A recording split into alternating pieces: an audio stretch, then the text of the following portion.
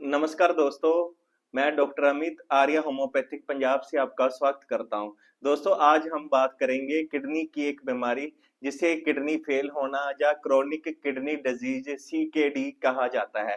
दोस्तों, आज हम बात करेंगे कि किडनी फेल होना, इसके क्या लक्षण होते हैं, इसके क्या कारण होते हैं और इसकी क्या बेस्ट होम्योपैथिक मेडिसिन है। चलिए स्टार्ट करते हैं।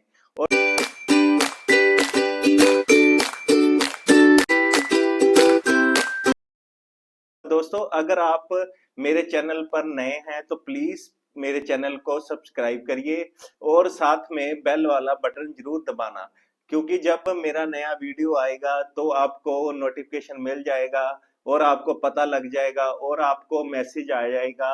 और दोस्तों, अब सीकेडी मतलब क्रोनिक किडनी डिजीज या किडनी फेल होना। दोस्तों, पहले हम कुछ जानते हैं कि किडनी क्या होती है, किडनी के बारे में कुछ जानते हैं। किडनी पेट के पीछे रीढ़ की हड्डी के दोनों तरफ होती है। दोस्तों, किडनी राजमा के आकार की होती है और किडनी से बने पेशाब को मूत्राशय तक पहुंचाने वाली नली को मूत्र वाहिनी कहते हैं। और किडनी के प्रमुख कार्य ये होते हैं कि हानिकारक वेस्ट उत्पादों और विषैले जो कचरे को शरीर से बाहर निकालना और शरीर में पानी, तरल पदार्थों, खनिजों और इलेक्ट्रोलाइट्स के रूप में सोडियम, पोटाशियम आदि नियमन रखना। और काम होता है रक्तचाप को नियंत्रित करना और लाल रक्त कोशिकाओं के उत्पादन को नियंत्रित करना और विटामिन डी का सक्रिय रूप बनाना, शरीर के लिए जरूरी हार्मोन का प्रोड्यूस। दोस्तों, अब हम जानते हैं कि किडनी फेल होना या क्रोनिक किडनी डिजीज या क्रोनिक किडनी फेल होना क्या होता है। जब कई वर्षों तक धीरे धीरे गुर्दों की कार्य करने की क्षमता कम हो जाती है तो उसे क्रोनिक किडनी फेल होना कहा जाता है। इस बीमारी का अंतिम चरण स्थायी रूप में किडनी की विफलता मतलब किडनी फेलियर होता है।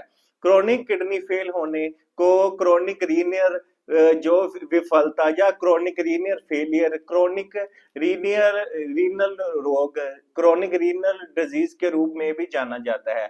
जब गुर्दों की कार्य क्षमता धीमी होने लगती है और स्थिति बिगड़ने लगती है, तब हमारे शरीर में जो बनने वाले वेस्ट पदार्थों और तरल की मात्रा खतरे के स्तर पर बढ़ जाती है। और इस इसके उपचार का उद्देश्य रोग को रोकना या धीमा करना होता है। ये आमतौर पर इसके मुख्य कारण को नियंत्रण करके किया जाता है। दोस्तों, क्रोनिक किडनी रोग जो लोगों की सोच से कहीं अधिक विस्तृत है। जब तक ये रोग शरीर में अच्छी तरह से फैल नहीं जाता तब तक इस रोग का, इसके लक्षणों के बारे में कुछ भी पता नहीं लगता।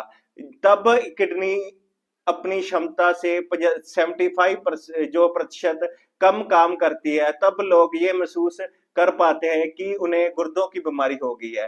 किडनी फेलियर में क्रिएटिनिन और यूरिया का स्तर बढ़ जाता है। क्रिएटिनिन और यूरिया का स्तर बढ़ना मतलब किडनी के खराब होने का संकेत होता है। दोस्तों, जो क्रिएटिनिन का स्तर जो नॉर्मल, जो वयस्क पुरुषों में क्रिएटिनिन का जो स्तर होता है 0.74 से 1.35 मिलीग्राम प्रति डेसी लीटर के बीच होता है और वयस्क जो महिलाओं में क्रिएटिनिन का जो स्तर होता है 0.59 से 1.04 mg डेसीलीटर के बीच होता है। दोस्तों, क्रिएटिनिन का स्तर उम्र, लिंग और शरीर के आकार पर निर्भर करता है। बढ़ा हुआ क्रिएटिनिन केवल किडनी के खराब होने का संकेत होता है। दोस्तों, अब जानेंगे यूरिया का स्तर कितना होता है। यूरिया का जो सामान्य स्तर 7 से लेके 20 मिलीग्राम प्रति डेसीलीटर के बीच होता है। यूरिया का स्तर अगर 60 मिलीग्राम डेसीलीटर से ज्यादा होने पर डॉक्टर को किडनी के गंभीर समस्या का पता लगाने में मदद मिल सकती है। दोस्तों, अब हम जानेंगे कि किडनी फेल होने के लक्षण था। ये बहुत महत्वपूर्ण है कि जिन लोगों में किडनी फेल होने की अधिक संभावनाएं होती हैं, दोस्तों, उन्हें अपने गुर्दों की नियमित रूप में जांच करानी चाहिए। बीमारी का शुरुआत में ही पता चल जाने पर गुर्दों में होने वाली गंभीर क्षति को रोका जा सकता है। दोस्तों, किडनी फेल होने के जो सामान्य लक्षणों में जो शामिल होते हैं, जो सिम्टम जो होते हैं, जो एनीमिया मतलब खून की कमी, ये एक मेन लक्षण होता है और मूत्र में रक्त आना शुरू हो जाता है। और मूत्र का रंग गहरा होना भी किडनी फेल होने का लक्षण हो सकता है। मूत्र की मात्रा में कमी आना भी एक लक्षण हो सकता है। किडनी फेलियर में एडिमा, सूजे हुए पैर, हाथ और टखने, एडिमा के गंभीर होने पर चेहरा भी सूज जाता है। ये एक गंभीर लक्षण होता है दोस्तों किडनी फेलियर में। जैसे थकान होना, ये भी एक लक्षण होता है। उच्च रक्तचाप, अनिद्रा, ये भी एक लक्षण होता है। और जैसे त्वचा में लगातार खुजली होना, और भूखे कम लगना, और स्तंभ दोष, और जल्दी जल्दी से पेशाब आना, और ज्यादातर लोगों को जैसे रात में जल्दी जल्दी पेशाब आना, ये एक किडनी फेलियर का लक्षण हो सकता है दोस्तों। और मांसपेशियों में ऐंठन, ये भी एक लक्षण हो सकता है। मांसपेशियों में झनझनाहट सी होनी और जी मचलाना, ये भी एक लक्षण हो सकता है। और पीठ के मध्य के निचले हिस्से में दर्द होना भी एक लक्षण हो सकता है किडनी फेलियर का।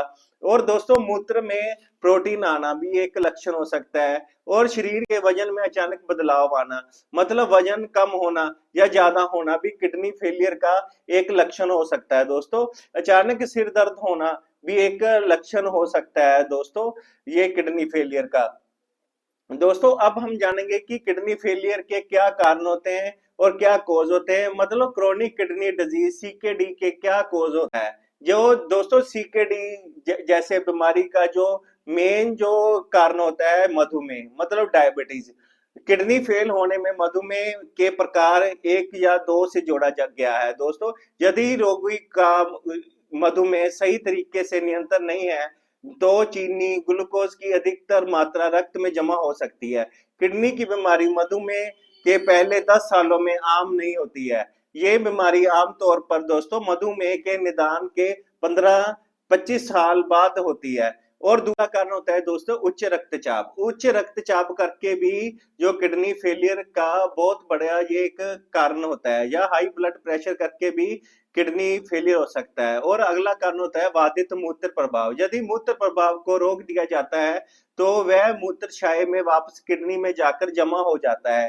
रुके हुए मूत्र का प्रभाव गुर्दों पर दबाव बढ़ाता है, इसकी कार्य क्षमता में को कम कर देता है दोस्तों। इसके संभावित कारणों में और भी कई कारण होते हैं, जैसे बढ़ी हुई जैसे प्रोस्टेट ग्रंथि, और गुर्दों में पथरी या ट्यूमर भी शामिल होता है। और कई कारणों में भ्रूण के विकास संबंधी समस्या।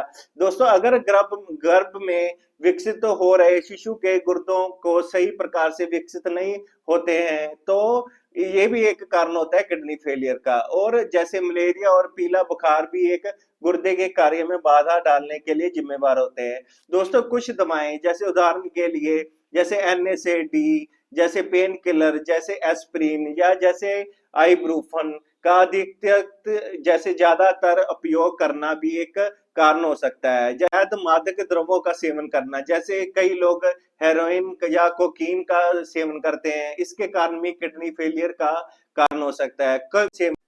दोस्तों अब हम जानेंगे कि किडनी फेल होने में क्या डायग्नोस कर सकते हैं। जिस तरह के जो टेस्ट करवा सकते हैं डॉक्टर, जैसे रक्त परीक्षण, जैसे चिकित्सक द्वारा रक्त परीक्षण कराने का परामर्श इसलिए दिया जाता है जिसमें यह निर्धारित किया जा सके कि शरीर में उत्पन्न जो अपशिष्ट अच्छी तरह से फिल्टर हो रहे हैं या नहीं। यदि यूरिया और क्रिएटिनिन का स्तर लगातार बढ़ता जा रहा है तो चिकित्सक किडनी की बीमारी के अंतिम चरण का निदान करते हैं दोस्तों। और अगला जो होता है कि मूत्र परीक्षण या अपना यूरिन जो टेस्ट होता है। मूत्र परीक्षण ये पता लगाने में मदद करता है कि मूत्र में रक्त या प्रोटीन की मात्रा है या नहीं है। और अगला होता है किडनी स्कैन। किडनी स्कैन में जो MRI स्कैन करवा सकते हैं दोस्तों, और कई बार CT स्कैन भी करवा सकते हैं, या अल्ट्रासाउंड भी इसमें करवा सकते हैं दोस्तों। जो CT स्कैन या अल्ट्रासाउंड का मेन उद्देश्य ये होता है कि ये मूत्र प्रभाव में कोई रुकावट आ रही है या नहीं। इस स्कैन में इसके द्वारा ये गुर्दे के आकार का अनुमान मिल जाता है कि गुर्दों की बीमारी में आरंभिक चरणों में किडनी का आकार छोटा और असामान्य हो जाता है दोस्तों।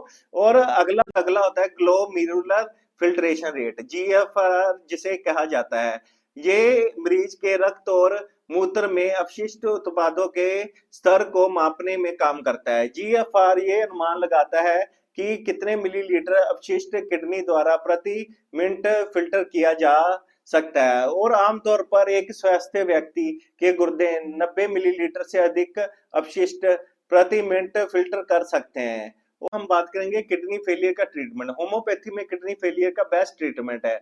इससे हम किडनी फेलियर को कम कर सकते हैं। दोस्तों जो नंबर 1 मेडिसिन है एल्सीरम 7x।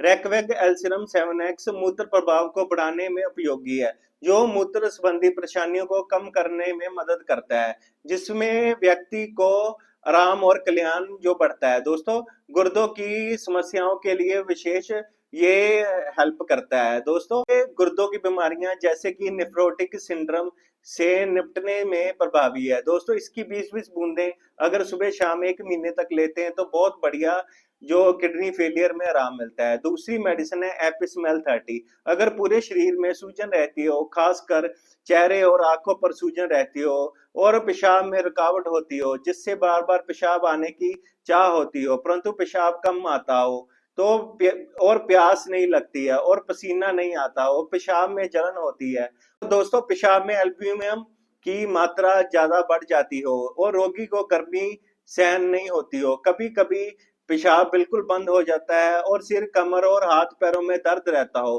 पेशाब में झाग और बदबू आती है और इसकी 2-2 बूंदे सुबह शाम 1 महीने तक लेनी चाहिए। दोस्तों अगली मेडिसिन है कैंथेरिस क्याऊ। पेशाब में जलन के साथ खून जैसे आता हो और पेशाब बूंद बूंद कर होता हो और बार बार पेशाब जाने की इच्छा होती हो, कभी कभी तो 2-2 मिनट बाद ही पेशाब जाना पड़ता हो, पेशाब करने से पहले, करते समय और बाद में काटता हुआ दर्द होता हो और जलन होती हो, और जैसे किडनी की सूजन, इसकी जो 20-20 बूंदे सुबह शाम 1 महीने तक लेनी चाहिए। दोस्तों अगली मेडिसिन है प्लम्बियम मेट 30। पेशाब बार बार लेकिन कम मात्रा में आता हो और पेशाब की स्पेसिफिक ग्रेविटी कम होती है और पेट में तेज दर्द होता है, ये दवा किडनी रोग को बढ़ने को रोकती है और क्रोनिक बीमारी जिसमें कि किडनी के ट्यूब में के बीच में सूजन आ जाती है, इसमें उपयोगी है। इसकी 2-2 बूंदे सुबह शाम 1 महीने तक लेनी चाहिए। दोस्तों अगली मेडिसिन है एपोसाइनम 30। जिन पेशेंट में प्यास बहुत ज्यादा लगती है और पेशाब कम आता है, जिससे पूरे शरीर में सूजन रहती है, बेचैनी रहती है, बहुत ज्यादा उल्टी होती है, इसकी 2-2 बूंदे सुबह शाम 1 महीने तक लेनी चाहिए। दोस्तों अगली जो मेडिसिन है टेरीबिंथ 30। पेशाब में मीठी सी गंध आती है और पेशाब बूंद बूंद आता है, जिसमें खून आता है और जलन होती है और किडनी के सभी रोगों में बहुत उपयोगी है, और पीठ में किडनी की जगह पर धीमा धीमा दर्द होता है, चलने फिरने में तकलीफ कम होती है, गहरे रंग का या धुएं छोड़ने वाला पेशाब आता हो, ये किडनी रोग में प्रथम स्टेज में उपयोगी है। इसकी 2-2 बूंदे सुबह शाम 1 महीने तक लेनी चाहिए। दोस्तों होम्योपैथी में किडनी फेलियर का बहुत बढ़िया इलाज है। अगर प्रॉपर डाइट और परहेज के साथ होम्योपैथी लेते हैं तो हम डायलिसिस से बच सकते हैं। दोस्तों अगर आपको मेरी वीडियो अच्छी लगी हो तो प्लीज मेरी वीडियो को सब्सक्राइब करिए और कमेंट करिए और शेयर करिए, और थैंक यू दोस्तों।